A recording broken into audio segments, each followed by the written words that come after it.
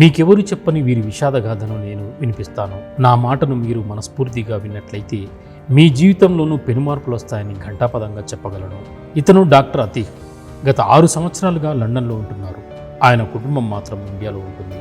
కుటుంబాన్ని లండన్ తీసుకెళ్లేందుకు ఈ మధ్యనే భారతదేశానికి వచ్చారు. అతని భార్య కూడా డాక్టర్గా పనిచేస్తున్నారు. పిల్లల భవిష్యత్తు కోసం ఉద్యోగానికి ఆమె కూడా రిజైన్ చేశారు. భార్య పిల్లలతో లండన్లో సెటిల్ అయ్యేందుకు సిద్ధమయ్యారు. అన్నీ సర్దుకున్నారు. బంధువులు ఆప్తులను కలిశారు. కొంత సమయాన్ని వారితో సరదాగా గడిపారు. దావత్లు కూడా చేసుకున్నారు. కానీ వారికి తెలియదు వారు లండన్ దాకా వెళ్ళరని. ఇలాంటి ఎన్నో విషాద గాథలను వదిలి వెళ్ళింది ఈ విమాన ప్రమాదం. మెడికల్ కళాశాల హాస్టల్లో ఉన్న విద్యార్థులకు తెలియదు ఈ ప్రమాదం తమను మృత్యు ఒడిలోకి తీసుకెళ్తుందని. తాము సురక్షిత ప్రాంతంలో ఉన్నట్లు భావించారు.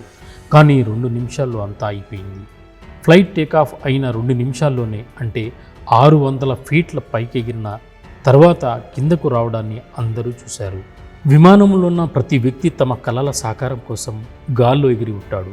ఒకరి తమ్ముడు, కొడుకు, కూతురు, చెల్లి, తల్లిదండ్రులు ఉంటే మరికొందరి కుటుంబం మొత్తం ఉంది. సోదరుడితో నారాజై వెళ్తున్న వ్యక్తి ఉండవచ్చు. తల్లిదండ్రుల మనసు నొప్పించి వెళ్తున్న కొడుకు కూడా ఉండవచ్చు. బరువెక్కిన గుండెతో పరాయి దేశానికి వెళ్తున్న వారు ఉండవచ్చు.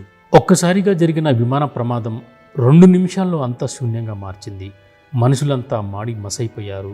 ఈ దుర్ఘటన భారతదేశాన్నే కాకుండా సమస్త ప్రపంచాన్ని దుఃఖ సాగరంలోకి నెట్టింది. వారిని పోగొట్టుకున్న సోదరుడు, తల్లిదండ్రులు, బంధువులు ఇప్పుడు అనుకుంటున్నారేమో, ఒక్కసారి కనిపిస్తే గుండెలకు హత్తుకుంటానని. తల్లిదండ్రులు ఒక్కసారి కనిపిస్తే వారికి అన్ని సేవలు చేస్తూ ఉండిపోవాలని. మనస్పర్ధలతో వెళ్ళిన వారు ఒక్కసారి కనిపిస్తే అన్నీ క్లియర్ చేసుకుని గుండెలకు హత్తుకుందామని అనుకుంటున్నారేమో. కానీ అది సాధ్యం కాదు. విశ్వాసం లేని జీవితం మనల్ని ఎప్పుడు వదిలి వెళ్తుందో ఎవరూ ఊహించలేరు. తమ వారు ఎప్పుడైనా తమని వదిలి వెళ్ళవచ్చు. ఇప్పటికిప్పుడు మనస్పర్ధలు వదిలేసి గుండెలకు హత్తుకోండి. పంతాలు వదిలేయండి. ఏ తల్లిదండ్రులపై కోపాన్ని ప్రదర్శిస్తారో వారికి సేవలు చేసుకోండి. వారితో క్షమాపణలు కోరుకోండి. చెడిన బంధాలను సరిచేసుకోండి.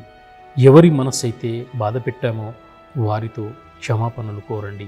అన్యాయంగా ఎవరి హక్కునైతే హరించామో వారికి తిరిగి ఇచ్చేయండి. ఎందుకంటే జీవితం మనల్ని వదిలి వెళితే వీటికి అవకాశం ఉండదు. అనుకునే వాళ్లకు ఈ వీడియోని షేర్ చేయండి. దీనివల్ల ఒక్క వ్యక్తి అయినా తన బంధాలను సరిచేసుకున్నట్లయితే నేను చేసిన ఈ ప్రయత్నం ఉద్దేశం నెరవేరిందని అనుకుంటాను.